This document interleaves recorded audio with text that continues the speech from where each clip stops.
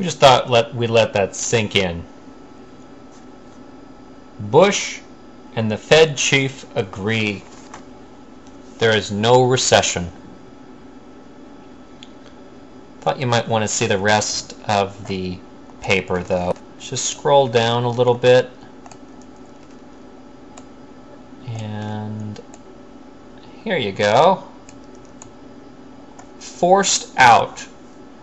As thousands lose their homes, some neighborhoods are hit hard.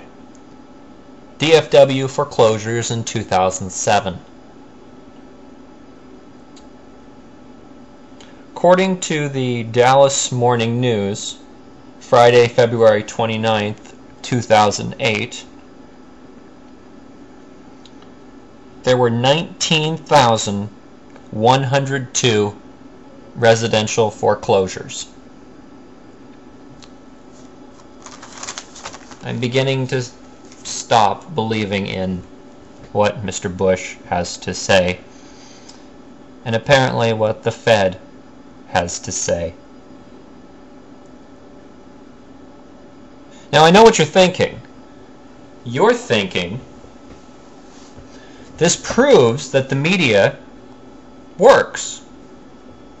Clearly, right?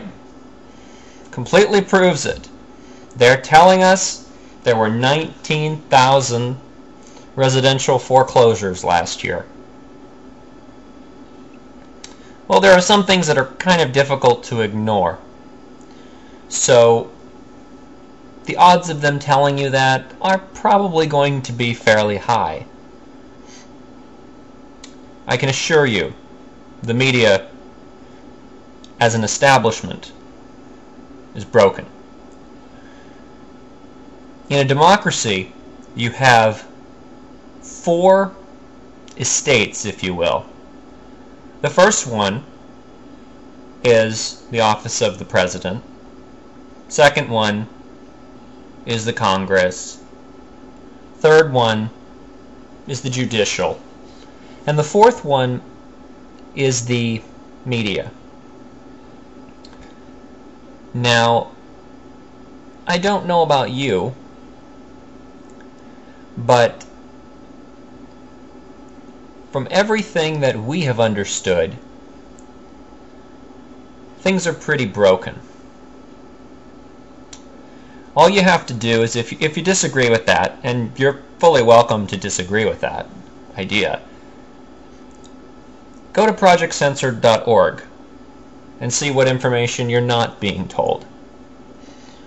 So, if the media is broken, and if we've handed it over to these very large corporations that effectively cannot educate us, because if they educate us about what's going on, they lose profits. So the odds of them doing that are pretty slim. If that's the case, then we have to start asking ourselves, how the heck did we get here? And the history of that is quite interesting. Apparently, corporations are legally mandated to make a profit. They must put profits over everything else. Watch the movie The Corporation by Joel Bachan and Mark Akbar. I believe that will say everything you need to know about that particular situation.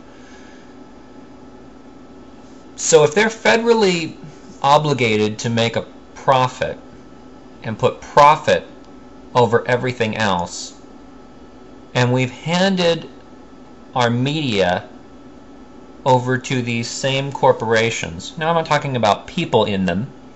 Obviously people have different attitudes and come from different places and have different things to say. But the corporation itself is what I'm talking about. The entity itself, the institution. If we've gone ahead and done that, then their obligation is to make a profit. Period. If informing you gets in the way of them making a profit, they're not going to do it. They're certainly not going to do it in the sense of jeopardizing their government contracts or their access to government officials. So they're not going to say anything about government either. So we have a crisis occurring. And again, if you don't believe that, consider that we had an act of treason in the White House take place with the Valerie Plame situation. We outed a CIA agent. Let me repeat that. The Bush administration, the president, committed treason and outed a CIA agent. And I'm going to hold the president responsible for what his staff does. So, if that's the case, that we've outed a CIA agent who was actually gathering intelligence for us to determine, how to fight terrorism, our president has stopped us from fighting terrorism.